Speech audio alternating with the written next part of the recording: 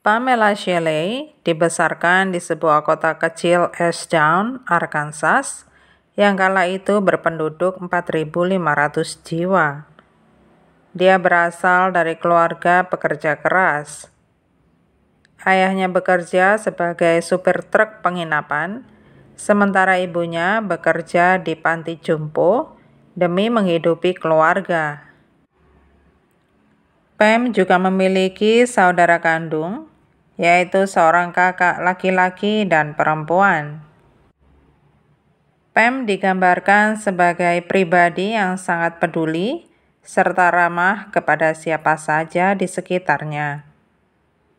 Pam bertemu dengan suami pertamanya, Jesse Sachs, ketika dia masih berusia 16 tahun dan Jesse 20 tahun. Mereka berencana akan menikah suatu hari nanti, tetapi ayah Pam menegaskan agar Pam lulus SMA dulu. Setelah Pam lulus, keduanya pun menikah. Dari pernikahan itu, lahirlah Kayla. Tetapi pernikahan mereka bermasalah setelah berjalan selama 4 tahun. Jesse sering mabuk dan mulai mengonsumsi narkoba, sehingga membawanya dalam kehidupan kriminal.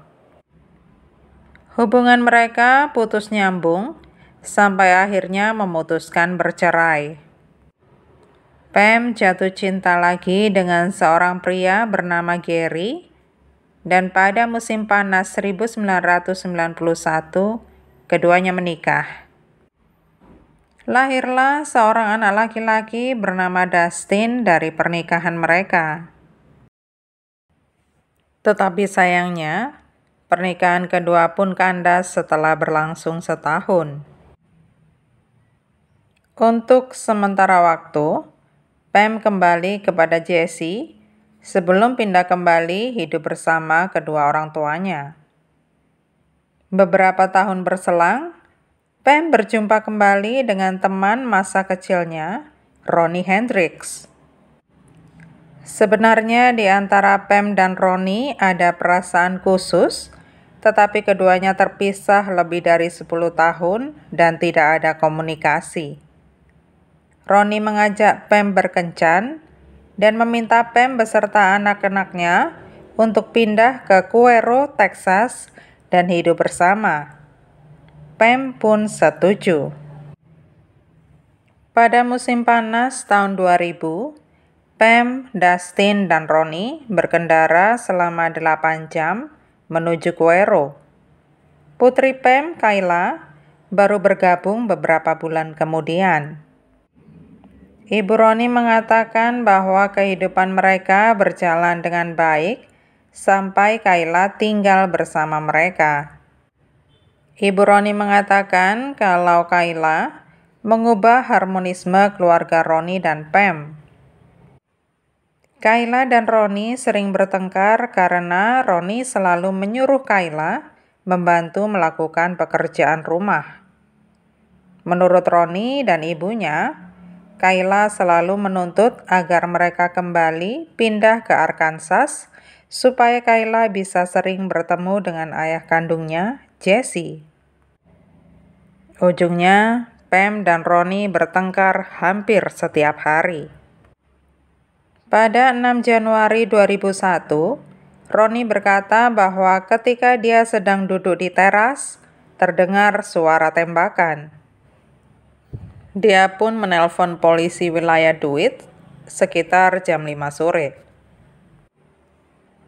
Ketika polisi tiba, mereka mendapatkan Pam tergeletak di lantai kamar mandi, masih dalam keadaan hidup. Pam ditembak di pelipis kanannya. Darah tercecer di mana-mana dan ada sepucuk pistol di meja. Petugas mengatakan butuh sekitar 1 jam untuk mencapai rumah sakit terdekat. Ronnie mengatakan kalau dia tahu jalan pintas untuk lebih cepat lagi sampai ke rumah sakit.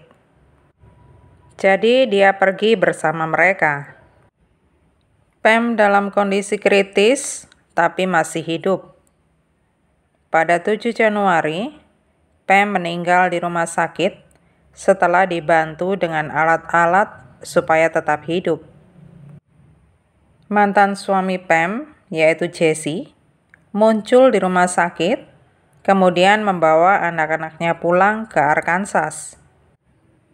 Pada 8 Januari, pemeriksa medis memutuskan kematian Pam sebagai bunuh diri. Luka tembak itu dinyatakan sebagai luka oleh diri sendiri karena merupakan luka kontak yang sangat dekat. Sheriff Carl Bowen tidak percaya kalau itu adalah kasus bunuh diri. Karenanya setelah 7 tahun kematian Pam, dia memutuskan untuk kembali membuka kasus itu. Pihak medis yakin kalau mereka membuat keputusan yang tepat. Sheriff Bowen kembali mempelajari rekam medis Pam. Pam mengonsumsi antidepresan tingkat rendah untuk kejang yang diinduksi stresnya.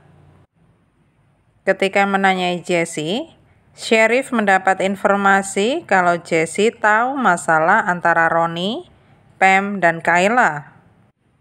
Jesse sempat menemui Pam di Texas dengan maksud membawa anak-anaknya kembali ke Arkansas, dan Pam berencana untuk kembali tinggal bersama Jesse dan anak-anak pada 6 Januari, hari penembakan itu terjadi. Sheriff Bowen juga berbicara dengan Kayla yang mengatakan bahwa 2 hari sebelum kejadian, Ronnie memukul dan meninju wajah Pam ketika dia membela dirinya. Kayla mengatakan mereka pergi ke rumah sakit. Pam dan anak-anak sepakat mengatakan kepada para dokter kalau Pam jatuh menabrak meja kopi. Pada 2008, Sheriff melacak Ronnie di penjara wilayah karena kasus penyerangan terhadap pacarnya. Ronnie setuju untuk menjalani tes poligraf, tetapi sayangnya dia tidak pernah muncul. Ketika pistol yang dipakai untuk alat pembunuhan diperiksa, hasilnya sangat mengejutkan.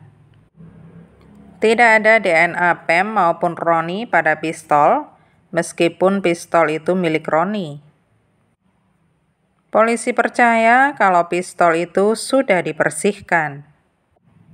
Jesse pun sempat mengatakan kalau dia masih berbicara di telepon dengan Pam 30 menit sebelum penembakan terjadi. Setelah 11 tahun kematian Pam, barulah terkuak misteri pembunuhan yang sebenarnya. Ronnie merasa cemburu dan marah saat tahu rencana Pam untuk kembali hidup bersama Jesse dan anak-anak mereka. Ronnie pun menembak Pam seolah-olah Pam bunuh diri. Ronnie pun dijatuhi hukuman 22 tahun penjara. Berkat kegigihan dan kecermatan Sheriff Bowen, Pamela Shelley pun mendapatkan keadilan.